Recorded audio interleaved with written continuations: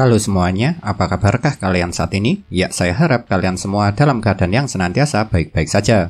Manga Black Clover chapter ke-288 sekarang telah rilis.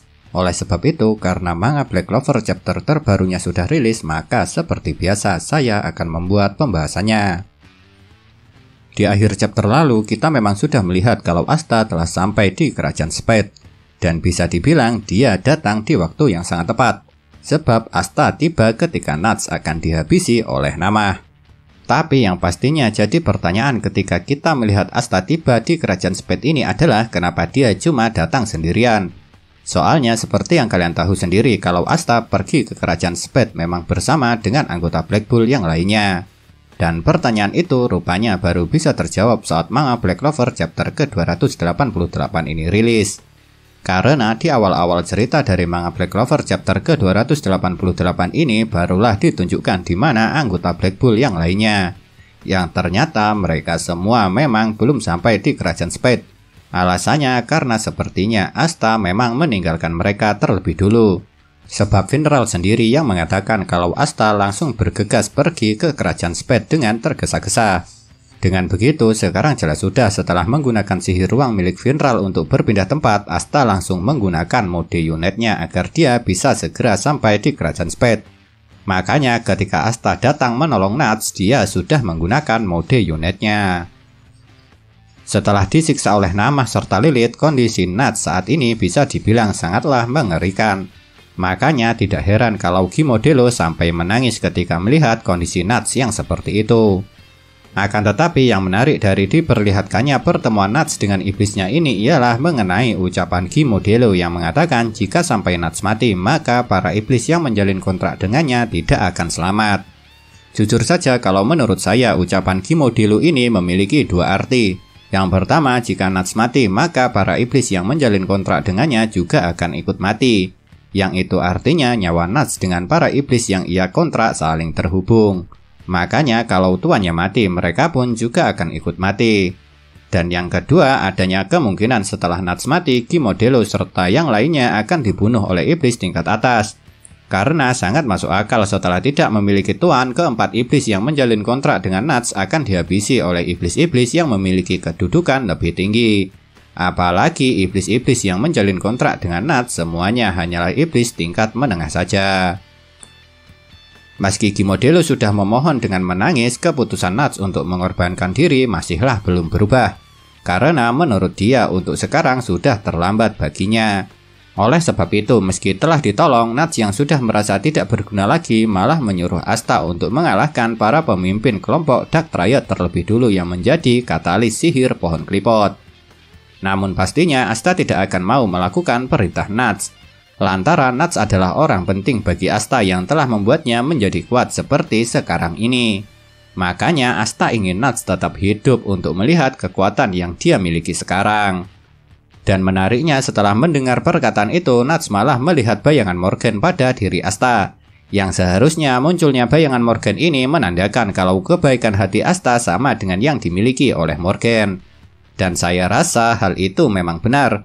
Karena bagaimanapun Asta dan Morgan sama-sama tidak akan mau mengorbankan teman-temannya dan lebih memilih dirinya sendiri yang berkorban dan merasa sakit. Di chapter ini walau keadaan sedang kacau, tingkah konyol Asta masih bisa kita lihat. Soalnya setelah melakukan tindakan heroik serta mengucapkan kata-kata keren yang berhasil membuat Nuts tersenyum kembali, Asta malah panik sendiri karena sadar kalau penggunaan mode unitnya sudah berjalan selama 1 menit. Itu berarti Asta cuma bisa mempertahankan mode unitnya selama 4 menit lagi. Makanya Asta yang sedang panik mengatakan kalau dirinya harus bisa mengalahkan kedua iblis kalangan atas yang ada di hadapannya itu dengan cepat.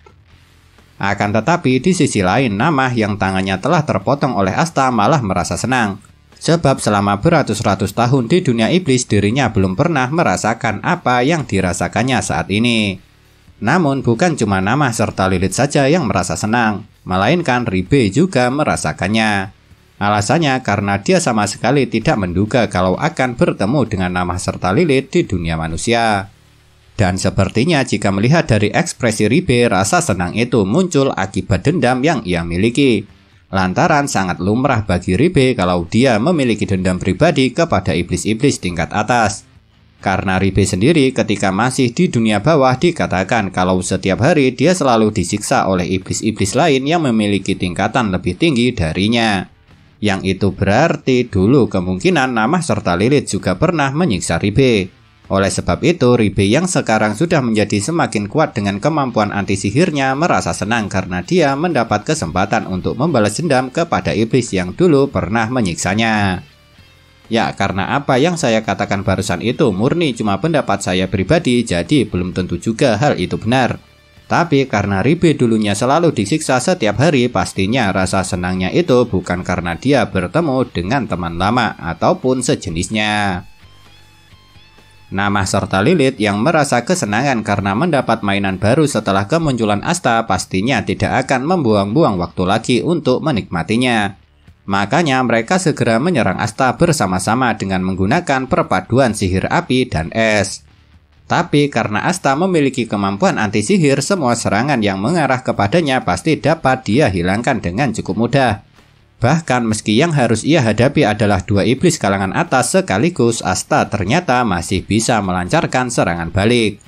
Dan disinilah apa yang saya bahas sebelumnya muncul kembali. Sebab ketika Asta berhasil menebas Namah, tubuh iblis yang satu ini malah menghilang berubah menjadi api. Dan hal itu dilihat dan dikatakan secara langsung oleh Nats yang menonton pertarungan dari jarak dekat. Namun mengejutkannya ketika mereka berdua merubah tubuhnya menjadi api dan es, ternyata tebasan pedang anti sihir milik Asta sama sekali tidak dapat melukai kedua iblis kalangan atas ini. Yang jujur saja kalau menurut saya kejadian ini sangatlah mengejutkan. Pasalnya pada awalnya saya kira kalau kemampuan anti sihir Asta akan mirip dengan Haki di dunia One Piece yang dapat melukai iblis kalangan atas yang telah merubah tubuhnya menjadi elemen yang sesuai dengan sihir mereka. Dan dengan terungkapnya fakta yang satu ini, itu berarti ketika tubuhnya berubah menjadi elemen, kedua iblis kalangan atas ini tidak akan dapat dilukai. Meskipun mereka terkena tebasan pedang anti sihir milik Asta sekalipun. Yang itu sangat berbeda dengan iblis Zagreed yang tubuhnya masih bisa dilukai dengan pedang anti sihir milik Asta. Soalnya seperti yang kalian tahu sendiri, iblis Zagreed memang kalah dengan terkena tebasan dari pedang anti sihir milik Asta.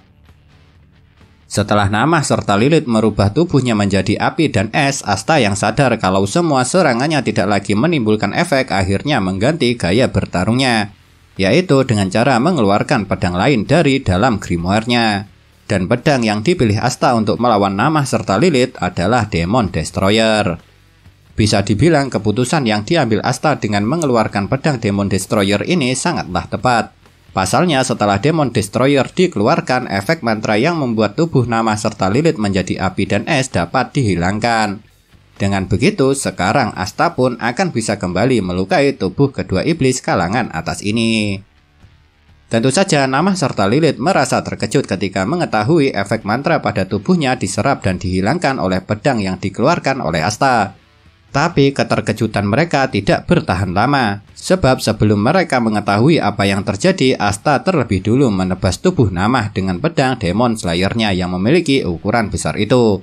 Dan efeknya pun sangatlah fatal, lantaran dengan hanya sekali tebasan saja Asta telah berhasil membelah tubuh Namah menjadi dua bagian. Memang benar untuk sekarang masih belum dapat diketahui apakah Namah akan tewas apa tidak setelah tertebas menjadi dua bagian oleh pedang Demon Slayer milik Asta. Namun jika melihat tangannya yang tidak tumbuh lagi, seharusnya besar kemungkinan setelah tubuhnya terbelah menjadi dua, dia akan tewas. Dan jika Asta berhasil membunuh Namah dengan hanya satu kali serangan saja, itu berarti dalam waktu 4 menit seharusnya dia akan bisa mengalahkan kedua iblis kalangan atas tersebut. Jujur saja saya sama sekali tidak menyangka kalau Asta akan dapat dengan mudahnya mengalahkan Namah. Karena Namah sendiri sudah tergolong iblis kuat. Buktinya dia dapat menjadikan Nats sebagai mainan. Padahal sang wakil Kapten Black Bull ini juga merupakan orang kuat. Akan tetapi mungkin alasan kenapa Asta bisa mengalahkan Namah dengan cepat adalah karena kecocokan kekuatan anti sihirnya untuk digunakan melawan kekuatan iblis. Lantaran kata Nats yang dapat mengalahkan iblis kalangan atas memanglah cuma kekuatan anti sihir yang dimiliki oleh Asta. Dengan begitu, karena sekarang kemungkinan besarnya Namah sudah tewas, itu berarti selanjutnya Lilithlah yang akan dihabisi oleh Asta. Dan setelah itu barulah Dante. Lantaran di tempat itu memang cuma ada 3 musuh yang dapat dilawan Asta untuk saat ini. Nah, itulah yang dapat saya bahas dari manga Black Clover chapter ke-288 ini. Kalau menurut kalian kejadian manakah yang paling menarik? Tinggalkan komentar kalian ya.